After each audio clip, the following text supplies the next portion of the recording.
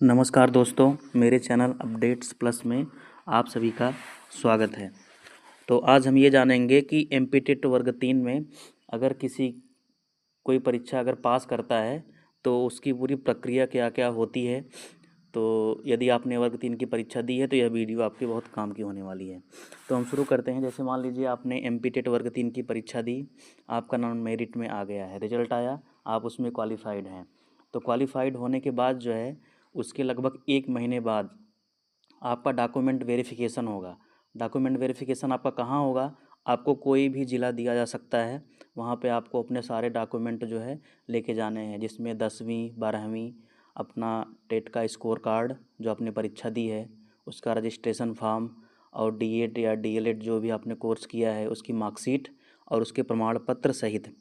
तो इसलिए जो है अगर आपने परीक्षा दी है तो अपने सभी मार्कशीट्स और उनके साथ सारे जो है प्रमाण पत्र, और आप अगर किसी जाति, अगर आपने कास्ट सर्टिफिकेट लगाया है और निवासी हैं आप वहाँ के, तो निवास प्रमाण पत्र और जाति प्रमाण पत्र, इन सब चीज़ों को बनवा के रख लें। तो जब ज़िले में शेड्यूल जब जारी होगा तो आपको वहाँ बुलाया जाएगा। आपका वहाँ पे जो है जिस भी ज़िले में होगा वहाँ पे आपका डॉक्यूमेंट वेरिफिकेशन हो जाएगा। फिर आप वहाँ से आ जाएंगे। फिर कुछ दिन बाद जो है एक और लिस्ट आएगी सेलेक्टेड कैंडिडेट्स की। अब क्योंकि होता क्या है, जैसे बहुत सारे कैंडिडेट्स डॉक्यूमेंट वेरिफिकेशन कराते हैं, लेकिन बहुत सारे कैंडिडेट्स के पास डॉक्यूमेंट नहीं होता, या वो केवल परीक्षा दे देते हैं तो उनको डॉक्यूमेंट वेरिफिकेशन में जो है वो बाहर कर देते हैं। तो एक डॉक्यूमेंट वेरिफिकेशन के बाद जब लिस्ट आएगी तो उसमें जिनका जिनका नाम रहता है फिर उनके लिए काउंसलिंग की प्रक्रिया होती है। अब काउंसलिंग की प्रक्रिया क्या है? काउंसलिंग की प्रक्रिया में आपको वर्ग 3 में जैसे जितने भी पद खाली हैं पूरे राज्य में, जितने भी टीचर की वैकेंसी है, हर ज़िले की वैकेंसी आपके सामने खुलेगी। वहाँ पे स्कूल का नाम रहेगा, आपको उनमें से स्कूल चुनना है। आप एक स्कूल से लेकर के जितने स्कूल खाली रहेंगे, 10,000 15,000 जितने भी पद रहेंगे, सारे स्कूलों को चुन सकते हैं, उसमें कोई बाध्यता नहीं है। इसके लिए आप एक चीज़ ध्यान रखिएगा कि जब आप काउंसलिंग करिएगा तो अधिकतम से अधिकतम स्कूलों को चुनिएगा। जैसे आप जिस ज़िले के निवासी हैं तो पहले तो सारे उस ज़िले के स्कूल, उसके बाद अलग ज़िले के, उसके बाद अलग ज़िले के, तो लगभग 400-500 स्कूल आप चुन लेंगे तो आपको आसानी से मिल जाएगा। और हाँ, एक चीज़ ध्यान रखिएगा, स्कूल चुनने से पहले आप स्कूल की लोकेशन पता कर लीजिएगा, कौन सा स्कूल में कौन से ऑप्शन में भर रहा हूँ। जैसे उसमें ऐसे भरना होता है कि ऑप्शन नंबर 1 में ये स्कूल, 2 में ये स्कूल, तो प्रेफरेंस बेस में भरना होता है। तो स्कूल चुनते समय आपको बहुत सावधानी से ये काम करना है, क्योंकि यदि आपको किसी स्कूल में ज्वाइनिंग मिलेगी तो उसी स्कूल में मिलेंगी, उसी उन्हीं में से मिलेगी जो सब आपने विकल्प में भरा है। तो आपको ज्वाइन करने में, वहाँ रहने में कोई समस्या ना हो, तो इस हिसाब से अपनी प्रेफरेंस के हिसाब से आप सारे स्कूल भरेंगे। उसके बाद जो है, उसके बाद जब रिजल्ट आएगा तो ज़िले का रिजल्ट आएगा। जिस ज़िले में आपको स्कूल अलाट हुआ है उस ज़िले का रिजल्ट आएगा। जो ज़िला शिक्षा अधिकारी जो है उनके नाम से लेटर जारी होता है कि इस ज़िले में इतने कैंडिडेट्स का सिलेक्शन हुआ है। तो जब वो ज़िला की लिस्ट जब जारी हो जाएगी तो उसमें उसके बाद जो है आपको लगभग 15 दिन का समय मिलेगा। तो उसमें सारे डॉक्यूमेंट लगते हैं, जैसे मेडिकल हो गया, पुलिस वेरिफिकेशन हो गया, आपका एफिडेविट हो गया, और सारे 10वीं 12वीं डीएड डीएलएड, निवास प्रमाण पत्र, जाति यदि आप उसी राज्य के निवासी हैं तो ये सारी चीज़ें आपको अपने डॉक्यूमेंट लेके जानी पड़ती है। अब जैसे मान लीजिए आज जो है वो ज़िला शिक्षा अधिकारी की लिस्ट आ गई है कि इतने कैंडिडेट्स को यहाँ यहाँ पे इस ज़िले में स्कूल मिल गया है, तो फिर आपको 1 हफ्ते के अंदर वो लगभग डॉक्यूमेंट वेरिफिकेशन जब दोबारा जो होता है वो प्रक्रिया शुरू हो जाएगी। और जो दोबारा आपका डॉक्यूमेंट वेरिफिकेशन होगा वो आपके उसी ज़िले में होगा जिस ज़िले में आपकी नियुक्ति की गई है। वो कोई भी स्कूल कॉलेज रहता है उसकी सूचना आपको जो है वो मिल जाती है। तो आप वहाँ पे जो है सारे डॉक्यूमेंट्स अपने लेके जाएंगे। एक चीज़ आप ध्यान रखिएगा, जैसे पुलिस वेरिफिकेशन हो गया और मेडिकल हो गया, ये सारी चीज़ें आप ज्वाइनिंग के टाइम पे यदि नहीं भी ले जा पाते हैं तो आपकी ज्वाइनिंग में कोई समस्या नहीं आएगी। कई लोग क्या करते हैं, इसी को बनवाने के चक्कर में जो है 1 हफ्ते 10 दिन लेट हो जाते हैं, तो इससे आपकी सीनियरिटी कम होती है। जैसे कोई कोई अगर शिक्षक है, उसने 1 तारीख को ज्वाइन किया है, आपने 2 तारीख को ज्वाइन किया है, तो वो आपसे सीनियर कहलाएगा। तो सबसे पहले आपके जितने भी प्रपत्र हैं, मेडिकल और पुलिस वेरिफिकेशन यदि नहीं बना है तो भी आपको तुरंत जाके पहले ज्वाइन कर लेना है, और उसके बाद मेडिकल और पुलिस वेरिफिकेशन जो है आप कभी भी जमा कर सकते हैं। वो तुरंत वहाँ पे मांगा नहीं जाता है, कहीं कहीं पर मांगते भी हैं, लेकिन अक्सर जो है वो मांगा नहीं जाता है। तो सबसे पहले आप ज्वाइन करेंगे ताकि आपकी ज्वाइनिंग डेट जो है वो लगभग पहले रहे। सारे डॉक्यूमेंट के साथ आप वहाँ पे वेरिफिकेशन होगा ज़िले में। उसके बाद आप जो है अपने संकुल में जाएंगे, संकुल में सारे डॉक्यूमेंट लेके जाएंगे, वहाँ पर आप ज्वाइन करेंगे। अब क्योंकि संकुल की जो डेट होती है, जिस दिन आप संकुल में ज्वाइन करते हैं वही डेट मानी जाती है। तो अगर आप जो है पूर्वाह्न में ज्वाइन करेंगे तो पूर्वाह्न, अपराह्न में ज्वाइन करेंगे तो अपराह्न, वो सब उसमें लिख दिया जाता है। एक चीज़ आप ध्यान रखिएगा, सारी डॉक्यूमेंट की आप जो है 4 से 5 फाइल बनाइएगा, क्योंकि एक फ़ाइल ज़िले में जमा होगी, एक फ़ाइल संकुल में जमा होगी, एक फ़ाइल उसके बाद आपको जो स्कूल मिला है उसमें भी जमा होगी। तो ये सारी चीज़ें जो है ध्यान रखने वाली होती हैं। आपने ज्वाइन कर लिया वहाँ पे, फिर उसके बाद जो है अगले दिन से आप अपने स्कूल में जाके पढ़ा सकते हैं। उसके कुछ दिन बाद जो है इंडक्शन ट्रेनिंग भी होती है। सारे कैंडिडेट्स को बस से जहीं जहाँ भी होगा, भोपाल, इंदौर, वहाँ पे जो है आपको बताया जाता है कि आपको पढ़ाना कैसे है, क्या करना है। 4-5 दिन की ये ट्रेनिंग होती है। अब आपने स्कूल में ज्वाइन कर लिया, उसके बाद धीरे धीरे जैसे जैसे आपसे डॉक्यूमेंट मांगे जाएंगे, जैसे आपका पासबुक हो गया और सारे प्रपत्र। अब क्योंकि उसमें एनपीएस का कार्ड भी बनता है, सैलरी से 10% हर महीने कटता है एनपीएस, तो उसके लिए आपका एक एनपीएस कार्ड भी बनेगा और बहुत सारी चीज़ें रहती हैं।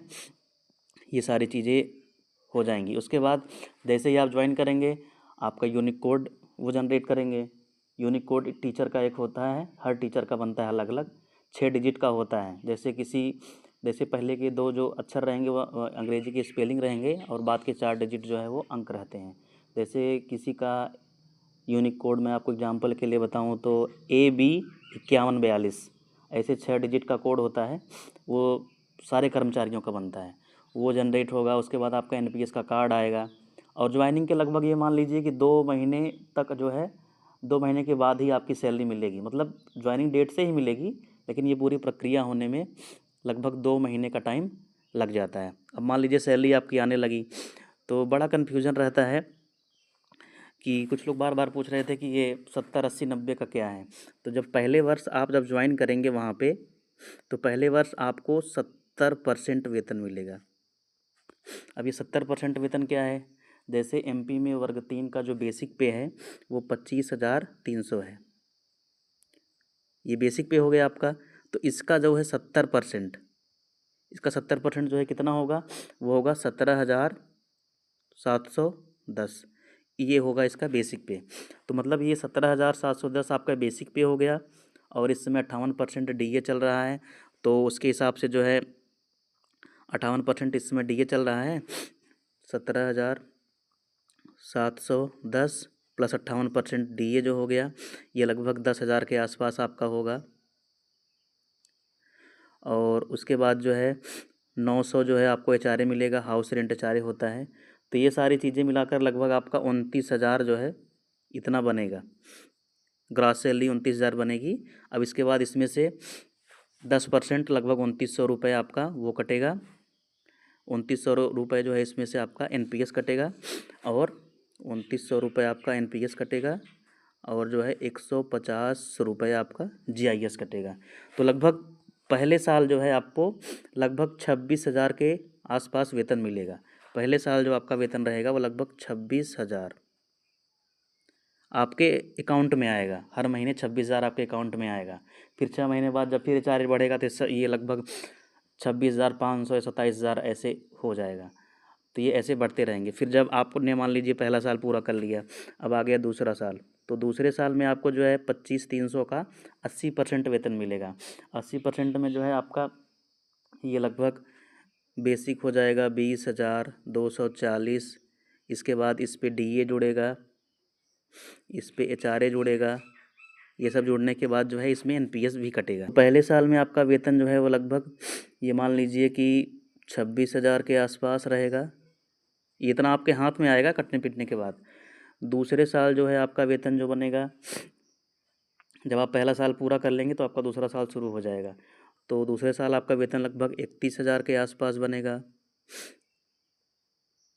और तीसरे साल जो है आपका वेतन जो है ये लगभग 36,000 के आसपास बनेगा। और उसके बाद जब आप 3 साल पूरा कर लेंगे, तो जिस दिन आप 3 साल पूरा करेंगे उसी डेट से आपका वेतन जो है लगभग 42,000 के आसपास बनने लगेगा। पहले क्या होता था, प्रोबेशन में एचआरए डीए सब नहीं मिलता था। अभी हाल ही में एचआरए भी बढ़ा है, तो जो जब आपका वेतन बढ़ता है ना बेसिक पे, तो उसमें एचआरए भी जो है वो बढ़ता रहता है, क्योंकि वो मूल वेतन का 5% के आसपास लगभग मिलता है। तो आप समझ गए होंगे, नौकरी ज्वाइन करने के पहले साल आपको लगभग 26,000 रुपये, दूसरे साल लगभग 31,000 रुपये प्रति महीने, और तीसरे साल लगभग 36,000 रुपये, और जैसे ही आप तीसरा साल पूरा करेंगे उसके बाद आपकी सैलरी 42,000 हो जाएगी। अच्छा, साल भर में सैलरी 3 बार बढ़ती भी है, 2 बार डीए लगता है 4%, 2%, 3% जो सरकार लगाए, और एक बार इंक्रीमेंट लगता है जुलाई में, जून या जुलाई में, वो 3% का लगता है। तो मतलब प्रोबेशन तक आपकी सैलरी 42,000 हो जाएगी, जैसे प्रोबेशन आप पूरा करेंगे उसके बाद ये लगभग 3,000, 4,000 ऐसे हर माह जो है वो बढ़ती रहती है। अब इसके अलावा मेडिकल सुविधाएं भी आपको मिलती हैं। कुछ अस्पतालों की लिस्ट जो है वो शासन जारी करती है, उसमें आप अपनी पत्नी का, बच्चों का, यदि विवाहित नहीं है तो माता पिता का भी आप इलाज करा सकते हैं, उसका पूरा पेमेंट जो है वो शासन करती है। तो ये जानकारी आपको कैसी लगी, आप अपना रिव्यू ज़रूर दीजिएगा और कमेंट ज़रूर करिएगा। आप सभी का बहुत बहुत धन्यवाद।